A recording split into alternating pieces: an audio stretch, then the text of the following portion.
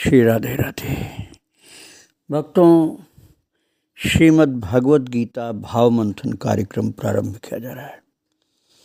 कल आपने श्रवण किया था गीता जी के 3 अध्याय का 6वां श्लोक। पाठ, शब्दार्थ और भाव मंथन 6ठे श्लोक का किया गया था। आज हम 7वें श्लोक का अध्ययन करेंगे, किंतु 6ठे श्लोक का एक बार पाठ करके तब आगे बढ़ेंगे।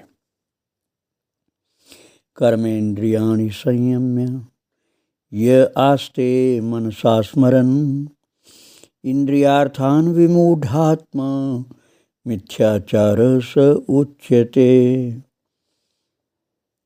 ये 6ठा श्लोक है जिसका पाठ आप कल भी कर चुके हैं, मंथन भी हो चुका है भाव का। इसके आगे हम चलेंगे, लेकिन इसका शब्दार्थ याद करते हुए भगवान ने कहा था, जो मूढ़ बुद्धि कर्मेंद्रियों का निग्रह करके इंद्रियों के भोगों को मन से स्मरण करता है, चिंतन करता है, प्रभु ने कहा वह मिथ्याचारी है, अर्थात दंभी कहा जाता है, और वो मूढ़ बुद्धि है, अर्थात मूर्ख है। अब इस बात को सुन करके बहुत से साधकों के मन में ये बात आती है कि भाई, अपने जीवन में संयम लाने के लिए तो हम लोग भी कर्मेंद्रियों को रोकते हैं कि ये नहीं खाएं, ये नहीं भोगें, ये नहीं करें, और मन में आ भी जाता है कि ये चीज़ ऐसी होती है, अर्थात याद आ जाता है उन भोगों को, उन खाने के स्वादों को, उन कर्मों को याद कर लेते हैं। मन से तो याद कर लेते हैं, लेकिन तन से रोकते हैं कि नहीं नहीं नहीं, ये नहीं खाना चाहिए, ये नहीं भोगना चाहिए। तो क्या हम लोग भी मिथ्याचारी और दंभी हो गए और मूढ़ बुद्धि हो गए? ऐसा प्रश्न कई भक्तों के मन में आता है। इसलिए मैं इस विषय में आपको बताना चाहता हूँ कि वो मिथ्याचारी मूढ़ बुद्धि जो होते हैं वो साधक नहीं होते हैं, आप साधक। फिर अंतर क्या है दोनों में? अंतर ये है कि आप अपनी कमजोरी को स्वीकार करके सिद्ध नहीं अपने को बनते, सिद्ध दिखाते नहीं, सिद्ध बनते नहीं, ढोंग करते नहीं। आप सच्ची सच्ची बात कहते हैं कि भैया अभी मन से नहीं छोड़ पाया हूँ, हाँ तन से मैंने इन चीज़ों को भोगना, खाना पीना बंद कर दिया है, लेकिन कभी कभी याद आ जाती है, क्योंकि मन दूषित पहले से रहा है, तो इसलिए वो याद कर लेता हूँ चीज़ों को। लेकिन हम ये नहीं दिखाते हैं कि नहीं नहीं, हम तो परम सिद्ध हो गए और हमको ऐसी कोई बात नहीं। तो भक्त जो है, साधक जो है, वो संयमी तो होता है, लेकिन मन कभी उसका उपद्रव करे तो मन के बहकावे में आकर के संयम बिगाड़ता नहीं है। संयम नहीं बिगाड़ता है, मन के दुष्टता के चक्कर में आकर संयम में ही रहता है। ये साधक की बात है। और जो मिथ्याचारी अर्थात ढोंगी हैं, दंभी हैं, उनकी बात यह है कि वो चोरी से, कल मैंने बताया था कि चोरी से वो जलेबी खा गए और दिखा रहे थे कि मैं नहीं खाता हूँ, आड़ में खा गए। अर्थात साधक जो है वो दिखावा नहीं करता, वो जो है वही बताता अपने को, और ढोंगी जो होता दिखावा करता है, सिद्ध नहीं है, सिद्ध दिखाता अपने को, लोगों को धोखा देता है और अपने को भी धोखा देता है। तो जो यथार्थ में संयमी है वो ये स्वीकार करता है कि मन से संयमी पूरा नहीं हो पाया हूँ, तन से संयमी हो गया हूँ, साधक है। और जो साधक नहीं है, ढोंगी है, वो कहता अरे हम तो परम सिद्ध है, हमको क्या गड़बड़ है, लेकिन आड़ में अर्थात चोरी से भोगता है और सबके सामने वो बड़ा ही उच्च कोटि का सिद्ध पुरुष अपने को दिखाता है। यह अंतर है दोनों भक्तों। तो आइए, हम इस संदेह का निवारण कर चुके, अब 7वें श्लोक का पाठ करने जा रहे हैं, 3 अध्याय का 7वां श्लोक। यस्त्विन्द्रियाणि मनसा नियम्य रभतेर्जुन कर्मेन्द्रियैः कर्मयोग मसक्तः स विशिष्यते। यस्त्विन्द्रियाणि मनसा नियम्यारभते अर्जुन कर्मेन्द्रियैः कर्मयोग मसक्तः स विशिष्यते। भगवान कह रहे हैं, हे अर्जुन, जो पुरुष मन से इंद्रियों को वश में करके अनासक्त हुआ कर्मेंद्रियों से कर्मयोग का आचरण करता है, वो श्रेष्ठ है। एक बिल्कुल अलग बात ठाकुर जी बता रहे हैं, जो सामान्यतया व्यक्ति नहीं सोचता है। भगवान कह रहे हैं, हे अर्जुन, जो पुरुष मन से इंद्रियों को वश में करके अनासक्त हुआ समस्त इंद्रियों द्वारा कर्मयोग का आचरण करता, वो श्रेष्ठ है। वही श्रेष्ठ है, बल्कि ये कहते वही श्रेष्ठ है।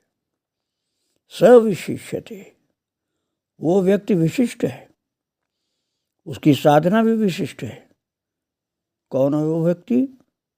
जो मनसा इंद्रियाणि संयम्य, जो मन से इंद्रियों पर शासन करता है। अब आप मत समझना कि मन से ही करता है, खाता पीता रहता है, भोगता रहता है मन। अरे पहले वो उसको शरीर से भी संयम करना पड़ेगा और मन से भी करना पड़ेगा। तो भगवान कह रहे हैं, मन से इंद्रियों पर शासन करता है, केवल इंद्रिय से नहीं। इसका मतलब ये हो कि केवल इंद्रिय से नहीं, ऐसा नहीं कि केवल इंद्रिय से संयम करता मन से नहीं करता, नहीं, मन से भी करता है। केवल इंद्रिय से नहीं, अर्थात इंद्रिय भोग से उसका मन हट गया है। इतनी ऊंची स्थिति आ गई है कि इंद्रिय भोग से मन हट गया है। इंद्रिय भोग से शुरू में तो शरीर अर्थात संयम से हटना पड़ेगा, फिर मन से भी हटना पड़ेगा। और इंद्रिय भोग से यदि मन हटा है तो और कहीं लगा होगा। अब ये बात श्लोक में भले नहीं कही गई, लेकिन इसके अंतर्गत है कि मन को टिकने के लिए जगह तो चाहिए भाई। चलो इंद्रियों से तो इंद्रियों का संयम तो कर लिया उसने, नहीं खाना, नहीं चखना, नहीं भोगना, लेकिन मन भी तो है साथ में। तो मन को टिकने के लिए जगह चाहिए, क्योंकि मन भी प्रकृति का अंश है, इसलिए गतिशील है। तो उसके टिकने के लिए कुछ चाहिए जहाँ वो टिके। जब इंद्रियों के भोगों में नहीं फंसा तो एक ही तरीका बचता है कि वो भगवत विषयक ध्यान में रहे, भगवान के नाम में, लीला में, धाम में, सेवा में। बहुत से प्रकार हैं जहाँ मन को लगाया जा सकता है। ऐसा नहीं है कि मन को कहीं आप लगाए नहीं और वो विषयों से हट जाए। प्रैक्टिकल बात यही है भक्तों, कि मन को नाम रूप लीला धाम सेवा ऐसे भगवदीय कार्यों में लगाना पड़ेगा, तभी भोगों से अर्थात इंद्रिय विषयों से वह हटेगा। मन, तन को तो आपने हटा लिया, लेकिन मन को हटाने के लिए मन को भगवदीय कार्यों में लगाना पड़ेगा। जैसे गोपियों ने भगवान के रूप में मन को फंसा लिया, हनुमान जी महाराज ने सेवा में मन को लगा दिया। भक्त तो अनंत है ना, हम सबका महत्व तो पूरा जानते भी नहीं, बताएंगे क्या। सब भक्त महान हैं, सब पूज्य हैं, किसी भाव वाले हों, चाहे गोपी भाव वाले हों, चाहे दास भाव वाले हों, सख्य भाव वाले हों, वात्सल्य भाव वाले हों, कोई भी भक्त जो भक्त है वो सब महान है। किंतु उदाहरण ऐसे का दिया जाता है जो प्रसिद्ध हो। जैसे मैंने गोपी का हनुमान जी का उदाहरण दिया, तो भगवान के नाम कीर्तन में मधुरता लगती है, लीला चिंतन इत्यादि में मन लग गया तो विषयों की ओर नहीं जाएगा। और केवल चिंतन ही नहीं, शरीर से भी लगो, कीर्तन भी करो, सेवा भी करो, और मानसिक के साथ साथ शारीरिक भी सेवा में लगना पड़ता है।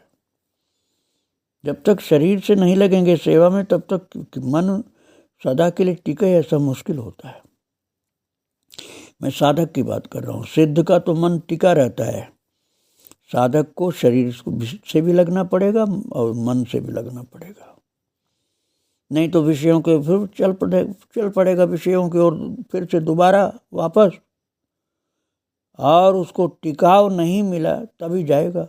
अब सेवा में जुट गया, रात दिन भगवान की सेवा में जुट गया, तो आप करके देखो, भगवान की सेवा में रात दिन जुट जाओ, एकदम टिक जाएगा, अर्थात फिर उपद्रव बंद कर देगा वो। अब ठाकुर जी कह रहे हैं ये तो इंद्रियाणि मनसा नियम्य, इंद्रियाण मनसा नियम्य, अर्थात जो मन को इंद्रिय विषयों से हटाकर आरभते अर्जुन, हे अर्जुन इंद्रियों का आचरण करता है वो विशिष्ट है, क्योंकि शरीर एक गतिशील यंत्र है, वो अपना काम करेगा ही, जैसे पैर है तो वो चलेगा ही चलेगा। इसी तरह अन्य कर्मेंद्रियां भी हैं, तो अच्छा कर्म क्यों न किया जाए, बुरा कर्म क्यों करें। अच्छा कर्म करेंगे तो कर्मेंद्रियां ही नहीं मन भी संयमित हो जाएगा। वो अच्छा कर्म भगवान से जुड़ा हो तब विशेष शक्ति आती है। कर्मेंद्रिय कर्मयोगम असक्त सविशिष्यते, अर्थात कर्मेंद्रियों द्वारा वो काम करता है, जैसे हाथ से, पैर से, मुख से, हर इंद्रिय से, लेकिन समय के अनुसार। जैसा समय आया वैसा काम करके फुर्सत पाया, किंतु मन लगा है दूसरी जगह, अर्थात भगवत सेवा में। उदाहरण में संत लोग कहते हैं ना, जैसे कमल का पत्ता है, उसके नीचे कितना जल है कोई जान नहीं सकता। पुरैन सघन ओट जल, बेगिन पाए मर्म, माया छन्नन देखिए, जैसे निर्गुण ब्रह्म। राम जी कह रहे हैं, अरण्य कांड में आता है, राम जी कह रहे हैं, हे लक्ष्मण देखो, पंपा सरोवर में पुरैन अर्थात कमल के पत्ते इतने सघन हैं कि वो जल को ढक लिया है, ओट कर दिया है। आप कोई जान नहीं सकता कि जल कितना है गहरा। वैसे ही माया से आच्छादित होने के कारण निर्गुण ब्रह्म का साक्षात्कार साधक आसानी से नहीं कर पाता। तमाम उपनिषदों वेदांत के मंत्र सब याद करके भी जल्दी से नहीं जान पाता है। आगे जब आप चलेंगे ना, 5वें अध्याय में पहुंचेंगे तो वहां लिखा हुआ है, पद्म पत्र मिवाम्भसा, पद्म पत्र मिवाम्भसा, अर्थात जैसे कमल का पत्र, पद्म अर्थात कमल, कमल पत्र जल में तो रहता है किंतु गीला नहीं होता। जैसे पारा हथेली में लुढ़कता है, वैसे पानी की बूंद कमल पत्र पर लुढ़कती चली जाती है, एकदम गोल मोती की तरह। तो पानी कमल पत्र पर लिपायमान नहीं होता। ऐसे ही सविशिष्यते, वो विशिष्ट साधक संसार के क्रियाकलाप में इंद्रियों के संलग्न होने पर भी मन से संलग्न नहीं होता, क्योंकि मन तन जन रघुवर वैदेही, बिनु मन तन सुख दुख सुधि के ही। तो मन से वो भगवान में लगा रहता है, भगवत सेवा, भगवान नाम, भगवत लीला और ध्यान में लगा रहता है। इसलिए संसार के कार्य व्यापार से उसका मन दूषित नहीं होता, और मन जब दूषित नहीं होता तो कर्म होते हुए भी कर्म दोष से बच जाता है। पाप पुण्य नीच ऊंच जो भी कर्म उसके द्वारा किए गए हैं उनमें आसक्ति उसकी नहीं होती। इसलिए कमल पत्र के सदृश वो जल में होने पर भी भीगता नहीं है। तो अभी इस श्लोक पर आगे भाव मंथन और करेंगे भक्तों, लेकिन आज यहीं विराम दे रहे हैं। और प्रभु को और उनके सब भक्तों को प्रणाम कर रहे हैं। श्री राधे राधे, जय श्री राधे राधे। वृंदावन बिहारी लाल की जय, राधा रानी की जय। श्री राधे।